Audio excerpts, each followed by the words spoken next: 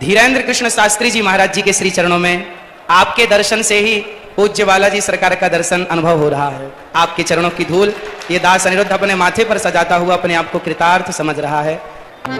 जय गोपी चित चोर प्रभु, जय जय माखन चोर, जय जय माखन चोर। राधा मेरी मात है, पिता मेरे घनश्याम। इन दोनों के चरणों में मेरा कोटि कोटि प्रणाम, मेरा कोटि कोटि प्रणाम। आग लगी आकाश में बरस रहे अंगार, संत न होते जगत में तो जल जाता संसार, तो जल जाता संसार। बोलिए श्री बागेश्वर बालाजी सरकार की जय, संत समाज की जय। स्वामी जी के द्वारा सुंदर कार्यों की जय, हिंदू राष्ट्र की जय, भारत माता की जय। जय श्री राधे, जय जय श्री राधे। उपस्थित सभी भक्तजनों को जय श्रीमन्नारायण, जय श्री कृष्णा। सभी माताओं बहनों बेटियों को, पिता तुल्य बुजुर्गों को, सबको जय श्रीमन्नारायण। पूज्य मलुक पीठ वाले महाराज जी जिनके चरणों की धूल ये दास बनने की कोशिश कर रहा है, ऐसे पूज्य स्वामी जी भगवत तुल्य पूज्य स्वामी जी के श्री चरणों में और पूज्य संत श्री आप सभी विद्वानों के, गुरुजनों के और संतों के श्री चरणों में बारंबार नमन। पूज्य स्वामी श्री धीरेन्द्र कृष्ण शास्त्री जी महाराज जी के श्री चरणों में आपके दर्शन से ही पूज्य बालाजी सरकार का दर्शन अनुभव हो रहा है। आपके चरणों की धूल ये दास अनिरुद्ध अपने माथे पर सजाता हुआ अपने आप को कृतार्थ समझ रहा है।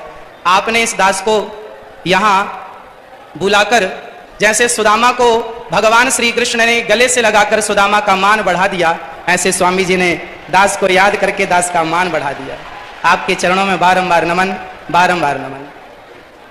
पूज्य सरकार बालाजी सरकार के पूज्य श्री बागेश्वर बालाजी सरकार के द्वारा, पूज्य स्वामी जी के द्वारा यहाँ जितने भी कार्य हो रहे हैं, चाहे बेटियों का विवाह हो, चाहे हिंदू राष्ट्र की चर्चा हो, चाहे देश को बागेश्वर बालाजी सरकार का चमत्कार दिखा करके और जन जन के हृदयों में एक भक्ति की चेतना को स्थापित करना, या फिर पूज्य बागेश्वर बालाजी सरकार की कृपा से सबका दुख दर्द हरना, ये जो भी आप कर रहे हैं, इससे समाज में एक नई जागरूकता आ रही है। समाज इन शक्तियों को, सोई और खोई हुई शक्तियों को पहचानने लगा कि हमारी शक्ति कितनी विशाल है और सनातन की संस्कृति की जो हमारी शक्तियां हैं।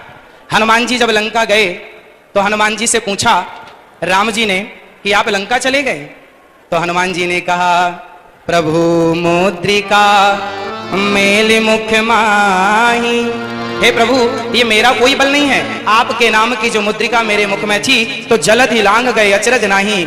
यदि भगवत कृपा से हनुमान जी छलांग लगा के सेतु को, समुद्र को पार कर सकते हैं, तो उन्हीं हनुमान जी की कृपा से पूज्य स्वामी जी यदि समाज को जोड़ रहे हैं, हिंदू राष्ट्र का सपना देख रहे हैं, तो ये भगवत कृपा ही है और ये संभव है। आप देखिए हिंदू क्या है, हिंदू किसे कहते हैं? आज विदेशी आते हैं, आकर हिंदू बन जाते हैं और राम नाम की जपते माला भक्ति में रम जाते हैं। धरा ये जिस पर घूम रही, हम उसी केंद्र के बिंदु हैं। गर्व से कहो हम हिंदू हैं, हम हिंदू हैं, हम हिंदू। सनातन धर्म क्या है? सनातन संस्कृति किसे कहते हैं? आज समझने की बात है। जब हमसे कोई पूछता है कि आप कितने भाई हैं, तो हम कहते हैं हम 2 भाई हैं, हम 3 भाई हैं, हम 4 भाई हैं, हम 5 भाई, या हम सिंगल हैं। हम ऐसा परिचय देते हैं। यदि आप कितने लोग चाहते हैं कि हिंदू राष्ट्र बनना जरूरी है, चाहते हैं, तो आज से अपना परिचय बदलिए और कोई आपसे पूछे आप कितने भाई हैं, तो ये मत कहो कि हम 1 2 3 4 5 भाई हैं, ये कहो हम टोटल 4 भाई हैं। और 4 कौन कौन? ब्राह्मण, क्षत्रिय, वैश्य और शूद्र। हम चारों जब संगठित होंगे तब हिंदू राष्ट्र बन सकेगा। यदि यदि हम संगठित नहीं हुए तो केवल सपने सपने ही रह जाएंगे। इसलिए आज से हम कितने भाई हैं? कौन कौन? ब्राह्मण, क्षत्रिय, वैश्य, शूद्र, ये चारों मिलकर जहां सुमति तहां संपत्ति नाना, जहां कुमति तहां विपत्ति निदाना। जहां संगठन होता है ना वहीं विजय होती है। जहां एकता है वहां सब कुछ है, संसार की हर खुशी वहां है जहां एकता है। यदि हम बिखर गए, मुगलों ने, अंग्रेजों ने क्या किया? हम हिंदुओं को, हम सनातनियों को लड़ाया, आपस में लड़ाया। फूट डालो शासन करो किसका नारा था? तो आपस में लड़ाया उन्होंने, हम लड़ते चले गए और लड़ने का परिणाम यह हुआ कि हमारे देश के टुकड़े टुकड़े हो गए।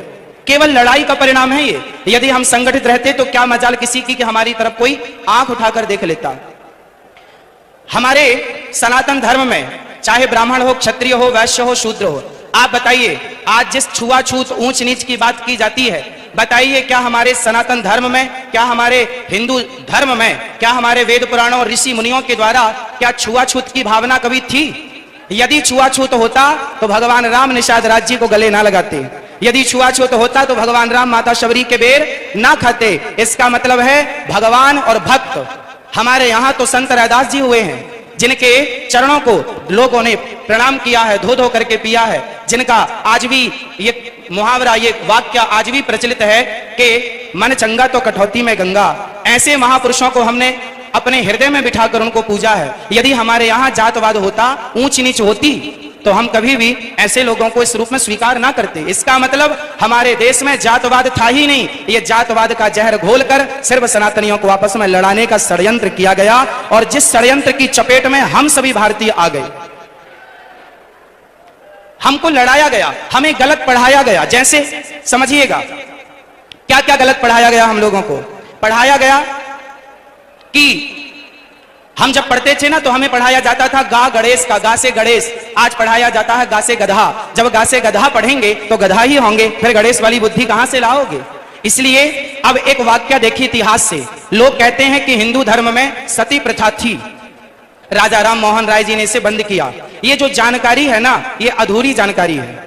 हमारे देश में, हमारे वेदों में, पुराणों में, ऋषि मुनियों के द्वारा हमारी संस्कृति में कभी भी सती प्रथा नहीं थी। यदि थी तो वह किस रूप में थी वो समझने की जरूरत है। हमारे यहाँ ऐसा नहीं था कि पति मर गया तो उससे जबरदस्ती चिता में डाल दिया जाए, ऐसा नहीं था। ऐसा था कि पांडु जी की मृत्यु हुई तो माता माद्री उनके इच्छा से कि मैं अब जाऊंगी और अपनी स्वेच्छा से उन्होंने सती होना स्वीकार किया। जबकि माता कुंती ने कहा कि ये 5 बच्चे हैं, माद्री माँ ने कहा कि आप इनका ख्याल रखो। तो माता कुंती अपनी इच्छा से रह गई और माता माद्री अपनी इच्छा से चली गई। यदि हमारे देश में सती प्रथा थी तो दशरथ जी के चले जाने पर माता कौशल्या सती क्यों नहीं हो गई?